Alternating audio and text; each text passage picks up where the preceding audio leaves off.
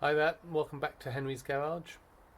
In this episode you'll see me not being happy with how I get on with the painting, but we'll progress with it and we're going to take a break from it and come back to it when I've just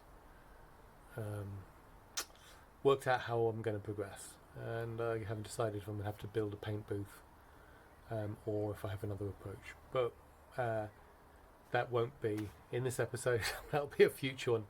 We're going to move on to other things after this episode.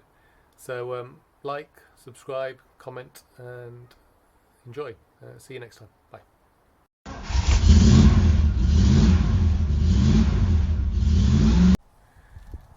I think I must have been sounding very down at the end of the last video about the paint. I actually was quite pleased with it. So, but little disappointed in how much dust came in. Now, several people have suggested I might need to build effectively a paint booth to do this, and I'm going to say that's going to be a last resort for me. It is something that I could do if I have to, but I'd rather not. And what I was trying to remember or work out is why I was getting so much dust this time compared to when I painted the MG. And I was thinking, and I realised I've got less dust at the back than I do at the front. Okay, there's still a bit in here, but there's certainly less. I realised I opened that during painting, and that is going to disturb things. It disturbed things no end. And I used to just work with the garage door open until I was asked by neighbours if I could close it whenever possible. So I think we're going to have a go at painting with the garage door completely open. So I'll try to do it when everyone's out at work. But what we're going to do first is just to see if we can get up a decent finish from where it is, and it's going to need painting after this anyway. But what we're going to try is we're going to sand this, and we'll just concentrate on this area in here. Okay, on the bonnet, on the apron. I've got some 1000 grit there, soaking. It's got a bit of soap in it as well, just to help it run. We'll do this bit, and hopefully 1000 will be rough enough, but if I have to go down to 600 I will.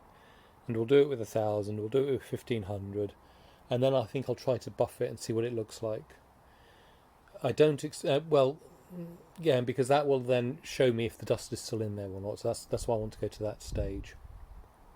Okay, once we've done that, I can make a decision about what to do with the rest.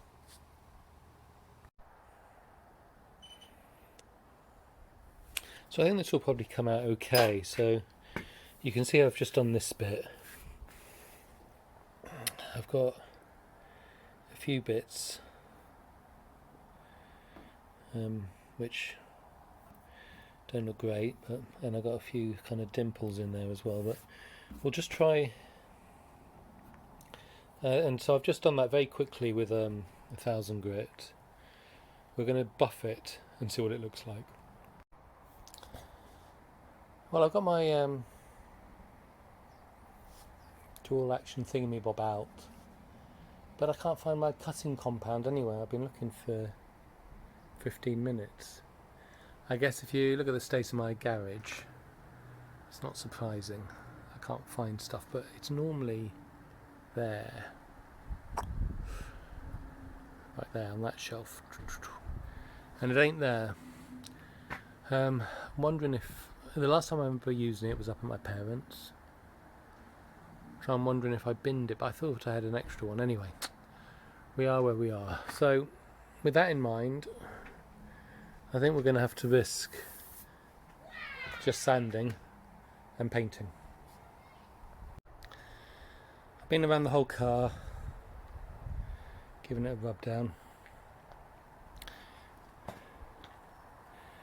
and so there were one or two bits which stand out.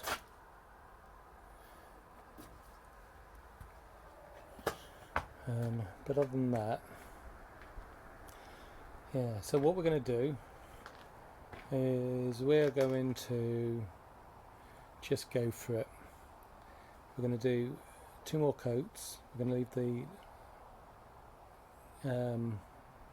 garage door open for it, and we're going to hope it comes out.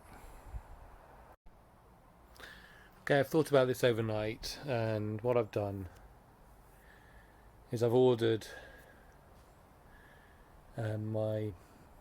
some buffing compound, some rubbing compound and all that kind of stuff.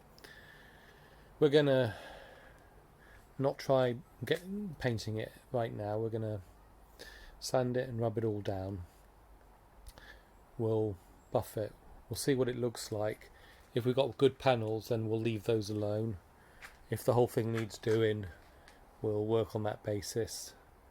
But we might look to just doing one panel at a time to get that final coat on, or final couple, and getting it looking good.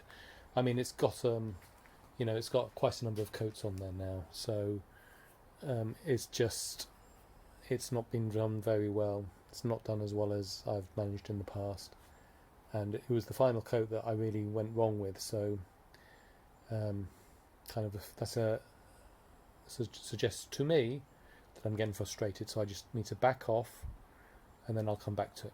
So that's the plan.